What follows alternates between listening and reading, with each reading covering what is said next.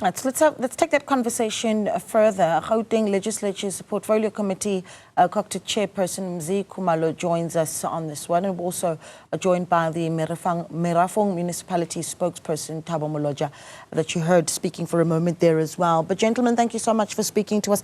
I think, Mr. Khumalo, I do want to start with you, because this issue now has caught the attention of the Cogta Portfolio Committee in Gauteng, and you have said you need clarity and you want to see a cleanup of this very troubled municipality. Just some of the key issues that you note as a Cogta portfolio chairperson. Good evening to you, and good evening to the viewers at home, and good evening to Thabo there. The first thing is just to give a context. We, as a portfolio, visiting municipality to make an assessment of the viability and sustainability of municipality. We started with Mfuleni. We went to Merafong, and we'll soon be going to, on the 28th, we'll be going to Mogale City. Part of the reason why we would have gone to Merafong is because you will recall that there was an NCOP visit some time ago, and we were part of that NCOP visit. There would have been issues that would have been raised in that NCOP, and we wanted to make a follow-up on those particular issues. But key to our visit, we looked at the financial sustainability of the municipality. We looked at matters of service delivery. We looked at matters of governance of the municipality, and we looked at matters that relate to any form of corruption that might be taking place into a municipality. And we relied largely on the report that the municipality would present to us, because when we pay a visit, we allow municipality to make a presentation of their issues, and the portfolio committee then engages on those particular issues, and thereafter make the recommendations or observations as per, amongst others, the statement that we issued. Yeah, you know, Mr. Moloja, we've obviously seen the voices there of some of the community members at the Merafong Municipality. Some of them saying as far back as 2012, they just didn't have, adequate access to water. And I don't know what you say to that for the viewer who says, how do you explain 2012 to 2025, a community that says we have not had consistent supply of water, and yet we've got bills that come up to about 200,000 Rand. So just talk to me about the issues that are being raised there by the community. And I believe that the National Council of Provinces has also recommended that Merafong be placed under administration.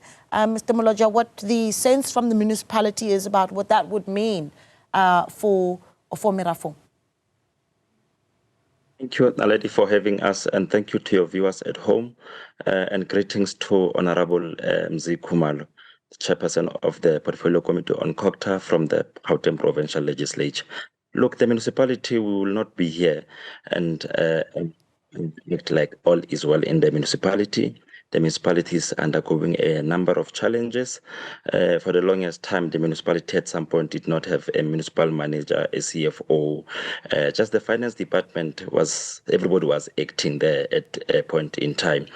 It was placed under administration. There would have been an administrator that stayed in the municipality for a period, and following that, the administrator, I think when he left, the CFO was appointed through a process in consultation with Cogta. Post that, there was also an appointment of the municipal manager, and I think the leadership at that level has been hard at work stabilizing the finance departments. There would have been some interns who were trained by National Treasury, and these guys have been here for more than 5 years as interns. When they were meant to be here for 2 years, because the municipality could not afford to let them go, but also, unfortunately, the municipality did not absorb them in time. But following the hiring of the CFO, there have been capacity in that unit. A couple of managers are appointed. Some of these interns, they are now chief accountants, and they're helping the municipality to improve in terms of the management of its finances. The issue of billings is a serious issue, and that is why Cogta on the 12th of August, we, the municipality leadership, the mayor and with the executive management, met with the whole executive of Cogta, and they came with a 10-point plan, and part of it is how to help the municipality with the billing system and the meter reading, because it's one of the contagious issues from both people who are not paying, who are querying it, but also including the business that are paying to say we are not billed correctly, and therefore it creates that a challenge. But one of the challenges that we know is that the municipality is not in a good financial health, because also majority of our people are not working, and therefore they're not paying for their services, which is another challenge that is compounding the financial situation of the municipality. However, in the past 2 years or so, since the employment of the MM, the CFO, and the team that I've spoken about earlier on, we are seeing some significant improvements in terms of, one, revenue collection, two, the stabilization of finances in the municipality. Yes, there is a debt from rent water, but the municipality is honoring its commitment in terms of the payment of that debt, both for rent water, including ESCOM.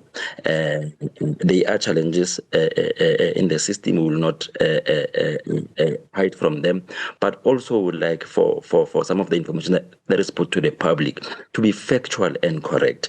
And we are a bit disturbed already by the fact that the Cogta statement did not put the facts as they were presented in the meeting. I will give you a typical example, Naledi. The Cogta statement states that the municipality achieved a 34% achievement on their annual targets, and it's untrue. The audited reports by the Auditor General, the report that was presented in the meeting, says 73% from the 62% of the prior year to 73%. The Cogta statement, it acknowledges the fact that we moved from 2 consecutive disclaimer and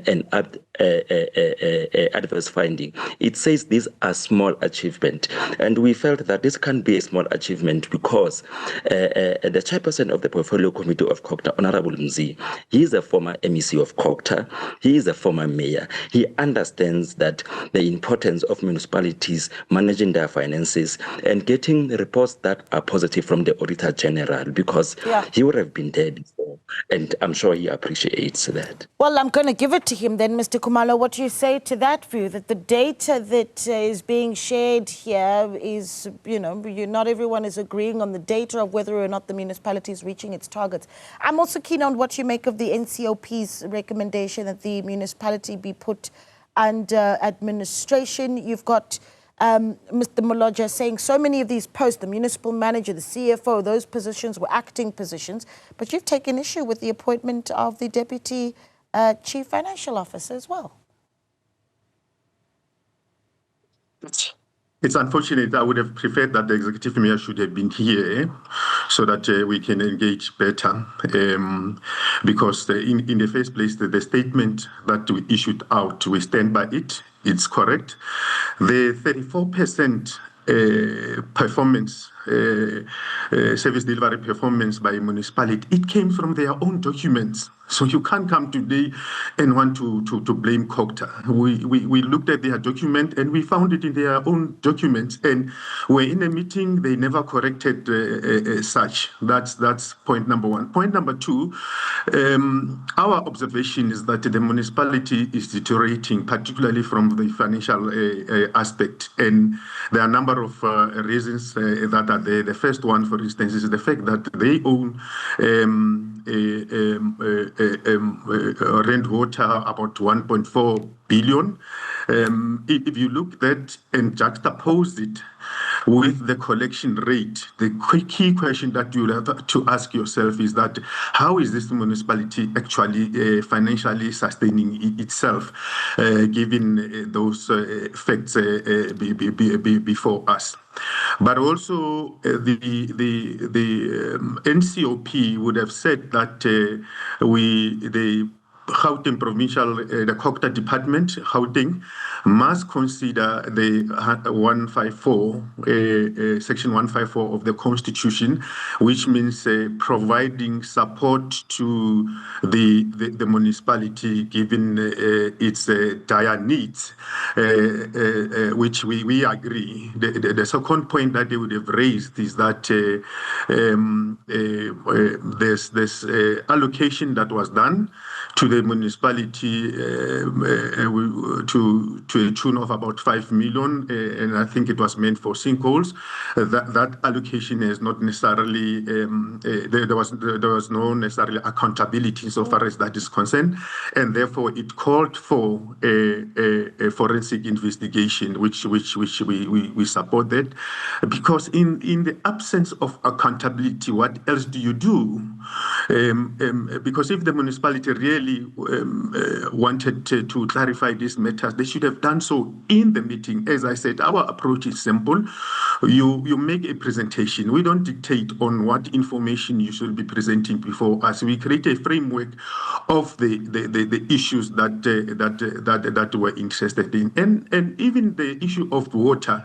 It's part of the reasons why there's a problem of water and there's an outcry from the community there is because of this lack of payment to Rand Water itself, to an extent that Rand Water will then have taken certain actions to try and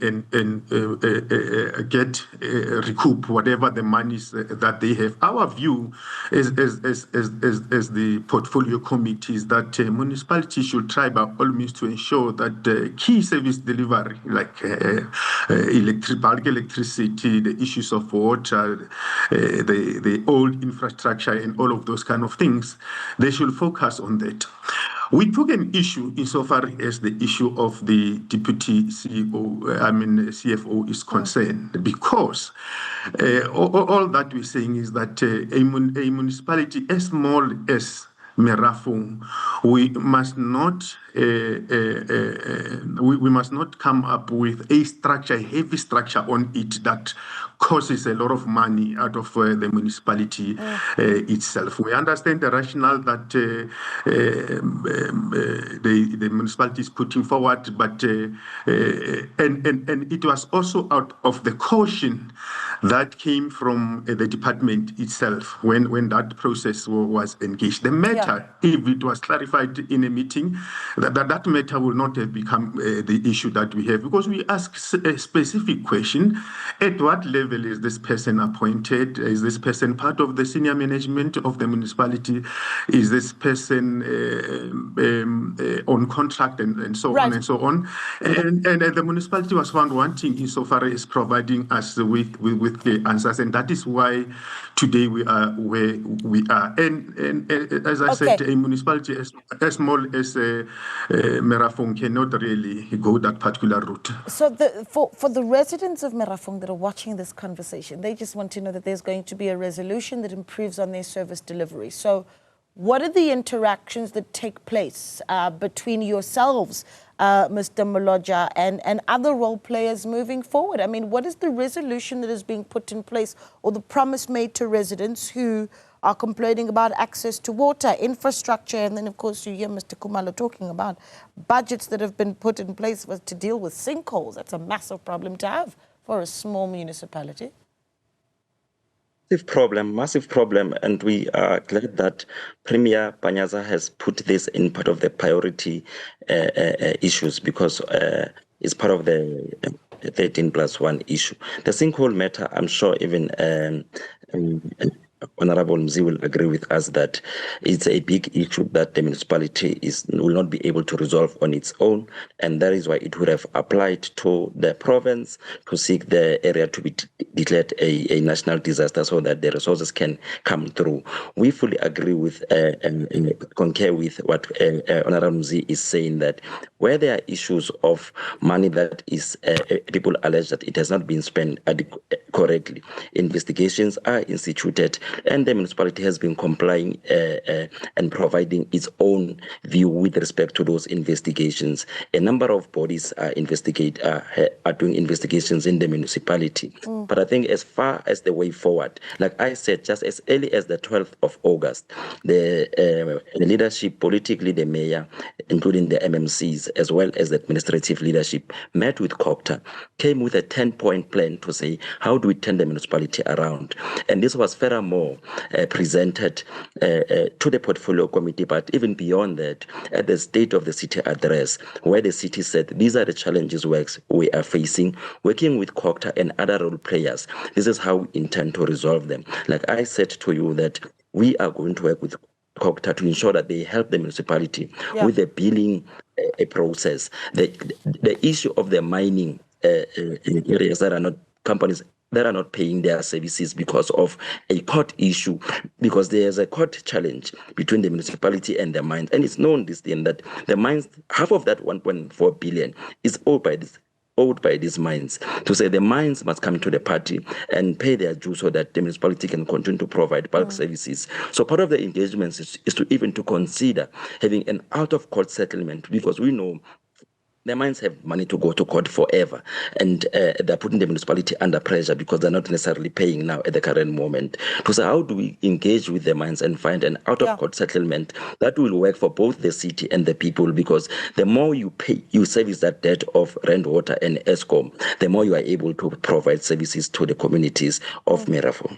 A desperate situation, and I hope that we are updated as the municipality continues to work with the Cogta Portfolio Committee. Gentlemen, I'm going to leave it there, and we will keep checking in, of course, on this important but troubled municipality. Mzi Khumalo there is the Gauteng Legislature Cogta Portfolio Chairperson, and Thabo Moloja is the spokesperson for Merafong Municipality.